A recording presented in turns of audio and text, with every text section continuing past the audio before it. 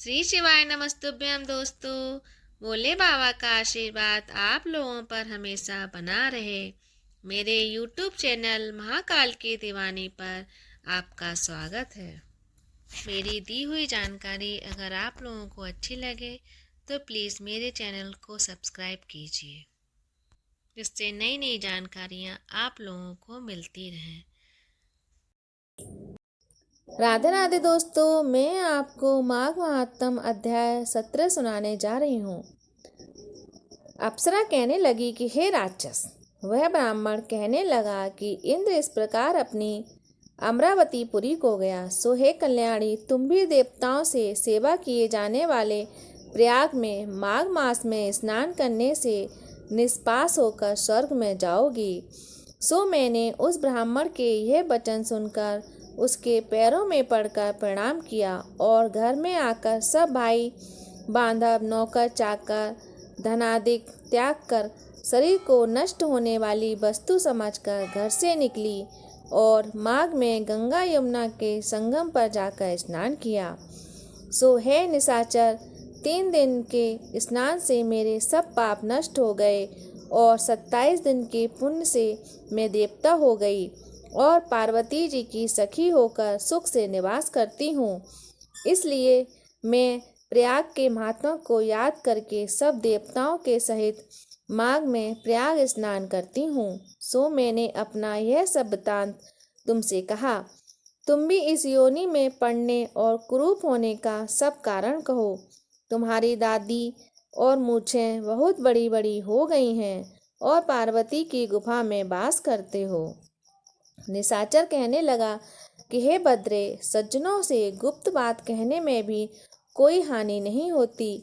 मुझको अब कोई संशय नहीं रहा कि मेरा उद्धार तुमसे ही होगा। सो मैं अपना सब वृत्तांत तुमसे कहता हूँ। मैं काशी में वेदों का ज्ञाता था और बड़े उच्च कुल के ब्राह्मण के घर में जन्म लिया था।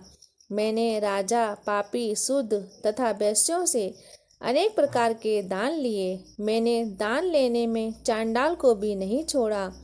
उस जन्म में मैंने कोई भी धर्म नहीं किया, वहीं पर ही मृत्यु को प्राप्त हो गया। तीर्थ स्थान पर मरने के कारण नरक में नहीं गया। पहले 2 बार गिद्ध योनि में, 3 बार व्याघ्र योनि में, 2 बार सर्प योनि में, 1 बार उल्लू की योनि में और अब 10वीं बार राक्षस हुआ हूँ और सैकड़ों वर्षों तक इसी योनि में हूँ। इस स्थान को 3 योजन तक मैंने जंतुहीन कर दिया है। बिना अपराध के बहुत से प्राणियों को मैंने नष्ट किया। इस कारण मेरा मन अत्यंत दुखी है। तुम्हारे दर्शन से चित्त में कुछ शांति अवश्य आई है, क्योंकि सज्जनों का संग तुरंत ही सुखदायी होता है। मैंने अपने दुख के कारण आपसे कहे और सज्जन लोग सदैव दूसरों के दुखों से दुखी होते हैं। अब यह बताओ कि इस दुख रूपी समुद्र को कैसे पार कर सकता हूँ। क्या क्षीर सागर हंस को भी दूध देता है, बगले को नहीं देता?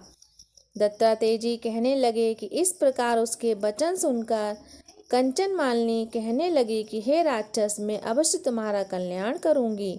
मैंने दृढ़ प्रतिज्ञा की है कि तुम्हारी मुक्ति के लिए प्रयत्न करूंगी। मैंने बहुत बार प्रयाग में स्नान किया है। वेद जानने वाले ऋषियों ने दुखी को दान देने की प्रशंसा की है। समुद्र में जल बरसने से क्या लाभ?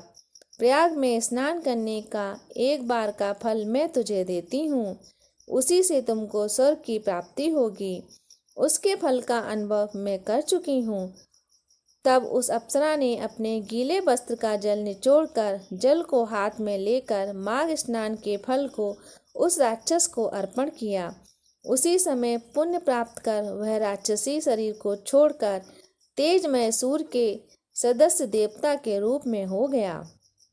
आकाश में विमान पर चढ़कर अपनी कांति से चारों दिशाओं को प्रकाशित करता हुआ शोभायमान हुआ और कहने लगा कि हे ईश्वर ही जानता है तुमने कितना उपकार मुझ पर किया है।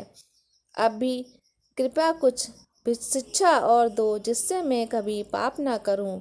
अब मैं तुम्हारी आज्ञा पाकर स्वर्ग में जाऊंगा। तब कंचन मालिनी ने कहा कि सदैव धर्म की सेवा करो, काम रूपी शत्रु को जीतो, दूसरों के गुण तथा दोषों का वर्णन मत करो, शिव और वासुदेव का पूजन करो, इस देह का मोह मत करो, पत्नी पुत्र धनादि की ममता त्यागो, सत्य बोलो, वैराग्य भाव धारण कर योगी बनो। मैंने तुमसे ये धर्म के लक्षण कहे, अब तुम देवता रूप होकर शीघ्र ही स्वर्ग को जाओ।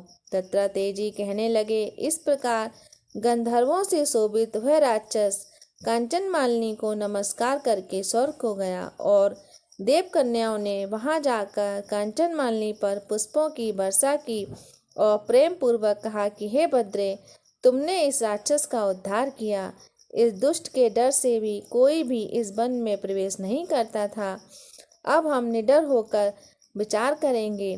इस प्रकार कांचन मालिनी उस राक्षस का उद्धार करके प्रेम पूर्वक देव कन्याओं से क्रीड़ा करते हुए शिवलोक को चली गई।